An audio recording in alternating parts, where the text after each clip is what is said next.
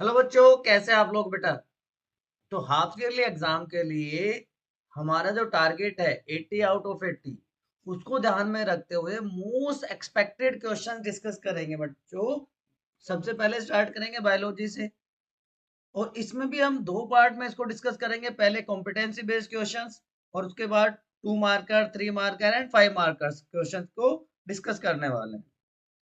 Competency based question में सिर्फ MCQ नहीं आते, आप उसमें असर्शन रीजन क्वेश्चंस भी आते हैं, तो हम उसकी भी बात करेंगे। तो चलिए स्टार्ट करते हैं कॉम्पिटेंसी बेस्ड क्वेश्चन से। और पहला क्वेश्चन है बच्चों हमारा, the inner lining of stomach is protected by one of the following from hydrochloric acid. कि जो हमारे स्टमक में जो HCl सीक्रेट होता है, उससे स्टमक की इनर लाइनिंग को कौन बचाता है। तो वहां पे बच्चों, अगर आपको याद हो तो म्यूकस की लेयर बन जाती है। तो right answer will be option B. ठीक है। सेकंड क्वेश्चन है, which of the following statements is incorrect. ये चीजें ध्यान रखने की होती है। करेक्ट पूछा है, इनकरेक्ट पूछा है, ऑल ऑफ द अबव पूछा है, नन ऑफ द अबव पूछा है। तो green plant and blue green algae are producers. Green plant get their food from organic compounds. Producer prepare their own food, ये तो बिल्कुल ही गलत बात। Sir right, producer from inorganic compound. And plants convert solar energy into chemical energy. तो ये बात ठीक है, ये बात भी ठीक है, ये बात भी ठीक है। तो गलत पूछा है, तो ऑप्शन बी फिर से आपका आंसर हो जाएगा कि ब्लू ग्रीन एल्गी भी फूड बनाते हैं। प्लांट तो बनाते ही बनाते हैं, तो प्रोड्यूसर्स हो गए। और इनऑर्गेनिक सब्सटेंसेस CO2 H2O की प्रेजेंस में बनाते हैं। और मैकेनिज्म ऑफ फोटोसिंथेसिस में आपने पढ़ा है कि सबसे पहले अब्जॉर्प्शन ऑफ लाइट एनर्जी, और फिर लाइट एनर्जी केमिकल एनर्जी में कन्वर्ट हो जाती है। क्लियर है बच्चों। तो option will be right answer. Question number 3 की बात करते हैं। अनएरोबिक जो रेस्पिरेशन की रिएक्शन है यीस्ट में जो होती है, उसकी करेक्ट सीक्वेंस बतानी है। ग्लूकोज ब्रेकडाउन पाथवे की बात हो रही है यहाँ पे बच्चों। ग्लूकोज ब्रेकडाउन पाथवे आपके एनसीईआरटी में दिया हुआ ना। इस ग्लूकोज से क्या बनता है, साइटोप्लाज्म में पायरुविक एसिड या पायरुवेट बन जाता है। और फिर माइटोकॉन्ड्रिया में क्या बन जाता है, लैक्टिक एसिड बन जाता है, या इथेनॉल बन जाता है। राइट, वो वाला बताना आपको। तो यीस्ट में क्या होता है, अनारोबिक रेस्पिरेशन में क्या बनता है, लैक्टिक एसिड। आपको अगर याद हो तो हमारी मसल सेल्स में बनता है, वो टेम्पररी कंडीशन होती है। तो ये दोनों ऑप्शन तो आपके एलिमिनेट हो गए। अब आप देखिए, ए और डी में से होना है आपका। तो माइटोकॉन्ड्रिया में होगा कि साइटोप्लाज्म में होगा। यीस्ट है, यूनिसेलुलर ऑर्गेनिज्म है, तो माइटोकॉन्ड्रिया होगा नहीं। तो option D will be the right answer. Clear है बच्चों। Next question. अब most appropriate for aerobic respiration, तो फिर से वही, ग्लूकोज से क्या बनेगा, पायरुवेट या पायरुविक एसिड, वो साइटोप्लाज्म में होगा। तो ये पहला ऑप्शन तो आपका गलत हो गया। उसके बाद CO2 प्लस H2O बनेगा, बिल्कुल ठीक बात है। लेकिन पायरुवेट के साथ एनर्जी नहीं, एनर्जी मिलेगी, बहुत कम अमाउंट में एनर्जी मिलेगी। तो यहाँ पे एनर्जी वाला ऑप्शन नहीं दिखा रखा। ठीक है, एक सेकेंड। और यहाँ पे एनर्जी हटा दी है यहाँ से, तो ये भी गलत हो गया, ये भी गलत हो गया। तो वापस से D option will be the right answer. 36 ATP molecules are produced during aerobic respiration. During respiration, exchange of gases occurs in exchange of gases. देखो, ट्रैकिया डिवाइड कर जाता है दो ब्रांचेस में, and each branch enters into the lung of the respective side. वहां उसको primary bronchi कह देंगे।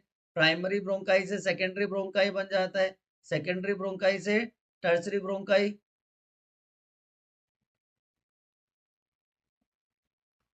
Bronchioles, bronchioles give rise to grape like structure, alveoli. and bunch of alveoli is known as alveolar sac. तो alveoli are site of gases exchange. Alveoli are site of gases exchange. इस extensive branching की वजह से effective area बढ़ जाता है up to 80 metre square. तो option B आपका राइट आंसर हो जाएगा बच्चों।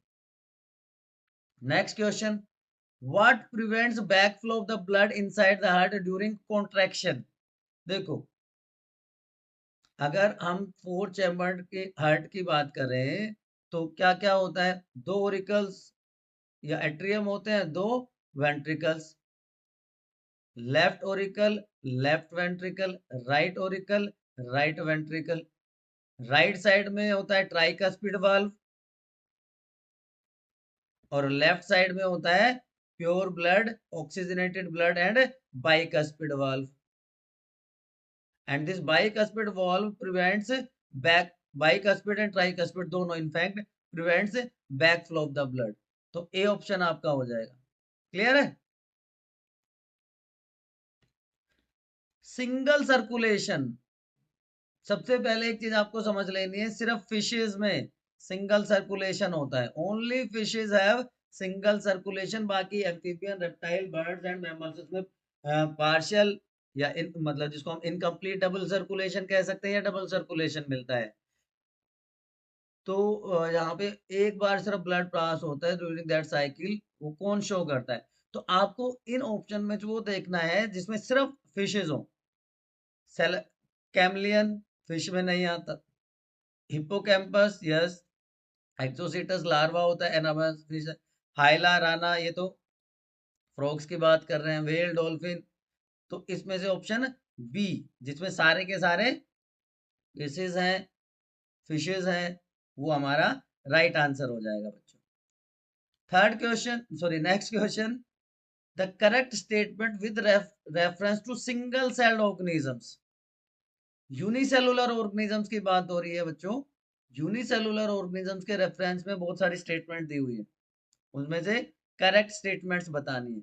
Complex substances are not broken down into small, मतलब सिंपलर सब्सटेंसेस, बिल्कुल ठीक बात है कि नहीं है? यूनिसेलुलर में होता है कि नहीं होता है? नहीं, नहीं होता, गलत है। मतलब होता है। Simple diffusion is sufficient to meet the oxygen requirement, ये बिल्कुल करेक्ट है। Specialised tissue perform different function in the same or in the organism, और entire surface of organism in contact with environment to take the, yes ये भी ठीक है। तो इसमें option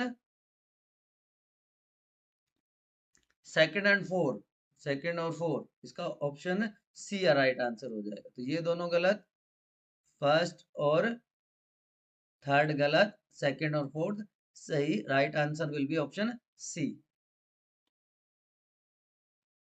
next question, assertion reason, मैंने कहा था ना असर्शन रीजन भी हमने इंक्लूड करे हैं। Nitrogen is essential element for plant growth and is taken by the plant in the form of inorganic nitrate or nitrites। क्या ये बात सही है?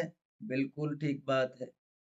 नाइट एटमॉस्फेरिक नाइट्रोजन को प्लांट्स नहीं ले सकते, वो नाइट्रेट और नाइट्राइट में कन्वर्ट हो जाती है and it is taken by the plants. Soil is the nearest and richest source of raw material like nitrogen, phosphorus and other material for the plants। ये बात भी ठीक है, लेकिन इसका कोरिलेशन नहीं है, इन दोनों का कोरिलेशन नहीं है, और जब कोरिलेशन नहीं होता है तो ऑप्शन बी हमारा राइट आंसर होता है बच्चों। क्लियर है? Which of the what which of the following is a function of pancreatic juice. Pancreatic juice का फंक्शन पूछा है। पैनक्रिएटिक जूस में बच्चों प्रोटीन डाइजेस्टिंग एंजाइम्स होते हैं, प्रोटीन डाइजेस्टिंग एंजाइम्स होते हैं, जिनको प्रोटीएजेस कहते हैं। तो अब देख लेते हैं, trypsin digest protein and lipase digest carbohydrate. Lipase fats के लिए होता है। ट्रिप्सिन डाइजेस्ट इमल्सिफाइड फैट, ये गलत हो गया।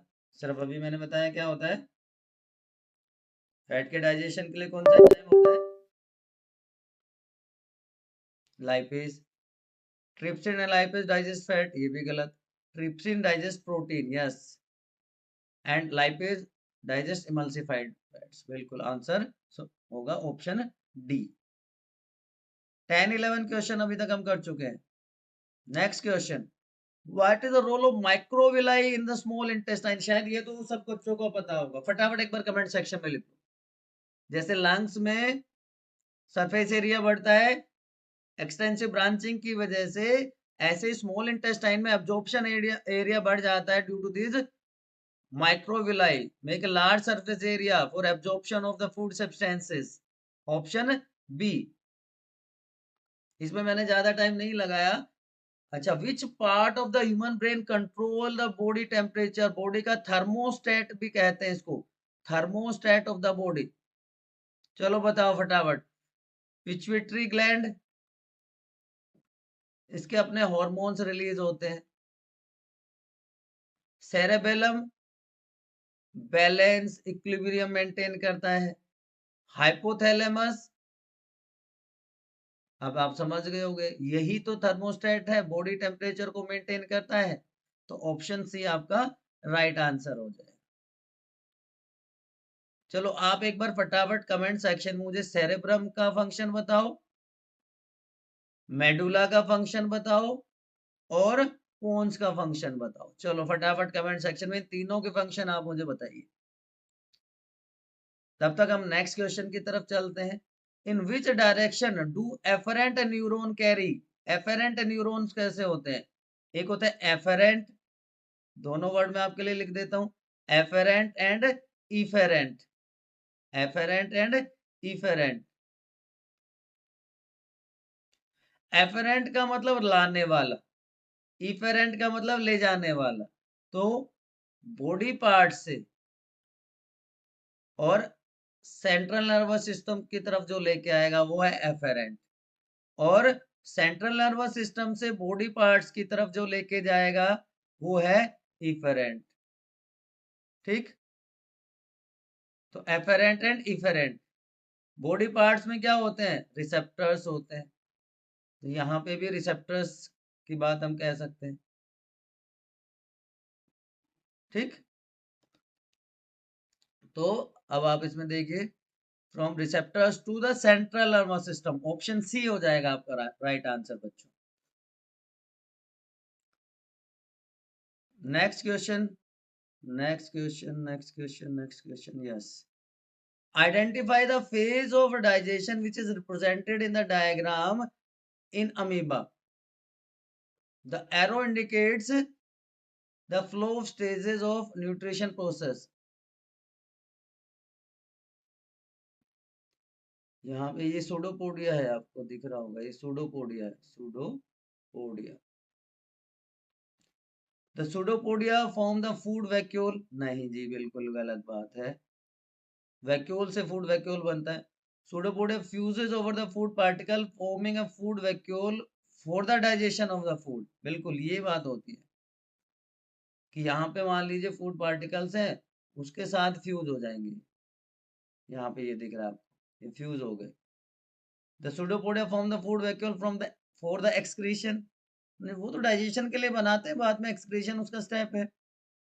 Pseudopodia fuses over the nucleus forming a food vacuole for the absorption of the food. नहीं, तो आंसर बी हो गया।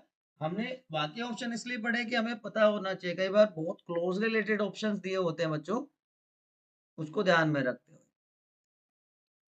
एक और बहुत अच्छा सा क्वेश्चन है, रिफ्लेक्स एक्शन का है।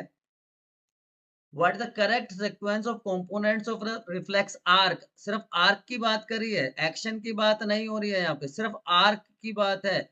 आर्क और एक्शन में क्या फर्क होता है? जो पाथवे फॉलो होता है वो तो आर्क है, और जब मूवमेंट हो जाए तो वो एक्शन हो जाता है। ठीक है, तो क्या क्या क्या ऑप्शन होता है? देखो, रिसेप्टर, स्किन रिसेप्टर का काम करती है। फिर स्किन से अभी हमने बात करी, कौन से न्यूरॉन होते हैं? Sensory neuron. सेंसरी न्यूरॉन लेके जाते हैं इंफॉर्मेशन को, तो स्किन सेंसरी न्यूरॉन।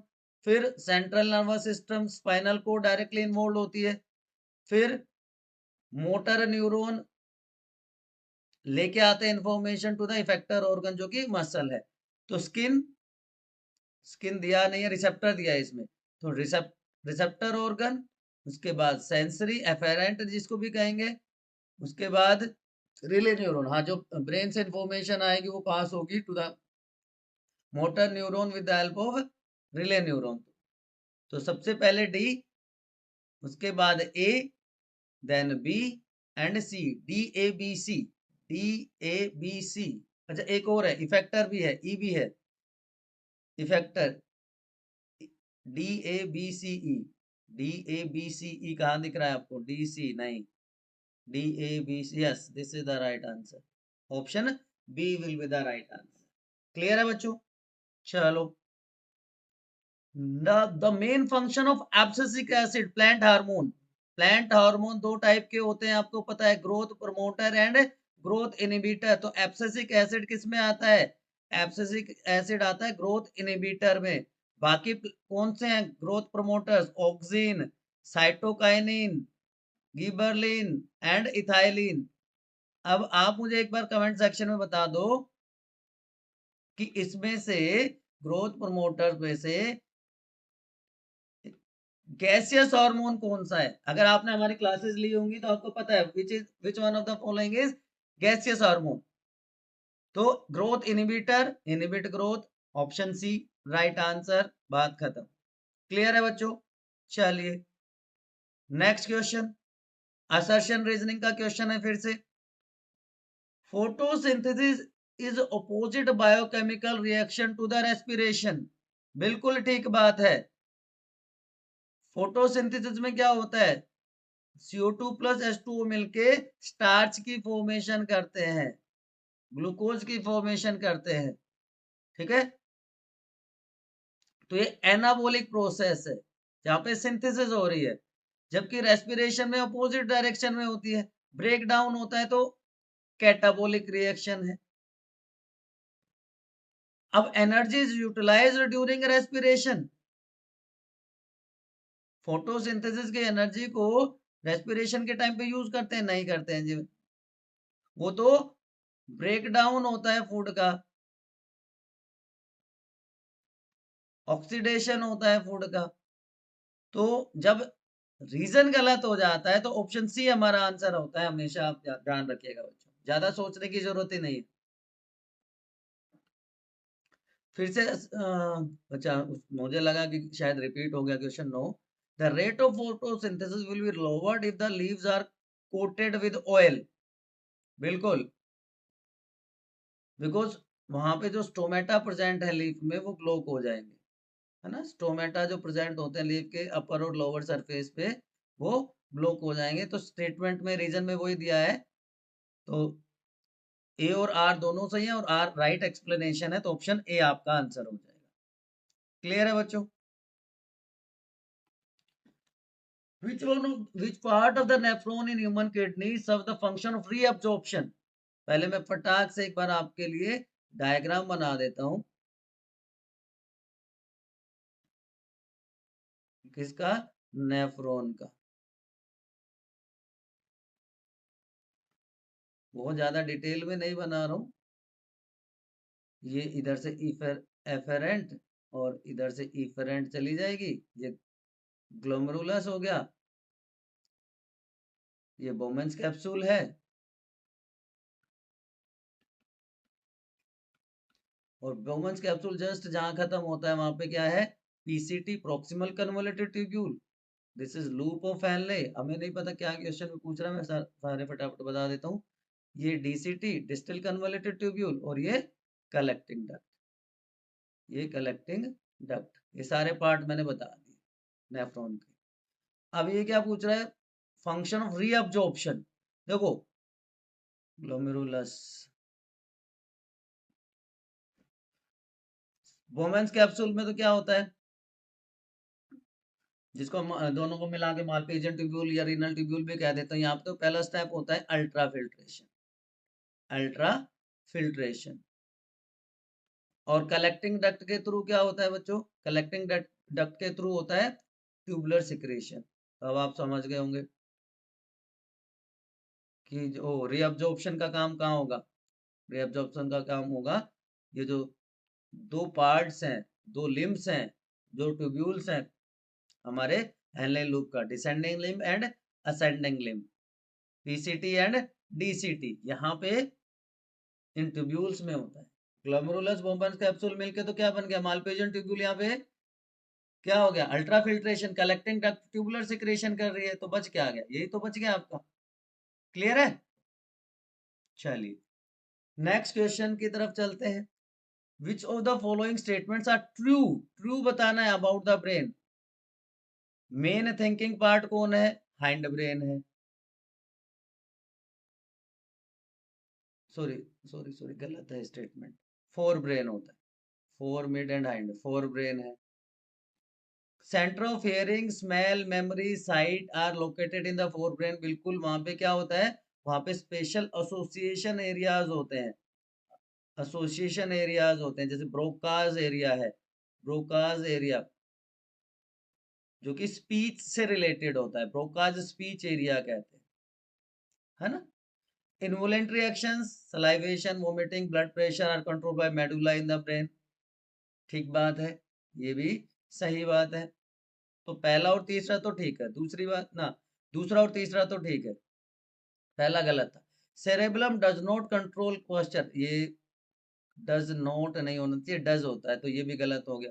तो 1 और 4 गलत हो गया, सेकंड एंड थर्ड सही हो गया, तो आपका आंसर हो गया ऑप्शन सी। अब the used dialysing solution, used है, तो उसमें तो क्या होगा, फिल्ट्रेट होगा एक, या जिसको हम कह देते हैं वेस्ट होगा, और वेस्ट में क्या होते हैं, यूरिया एंड एक्सेस सॉल्ट्स होते हैं। ये सारी तो काम की चीजें हैं, इंपॉर्टेंट है, ठीक है बच्चों। तो ऑप्शन ए आपका आंसर हो जाएगा। तो बच्चों ये सारे 1 मार्कर्स थे आपके हाफ ईयरली एग्जाम के लिए फ्रॉम द बायोलॉजी।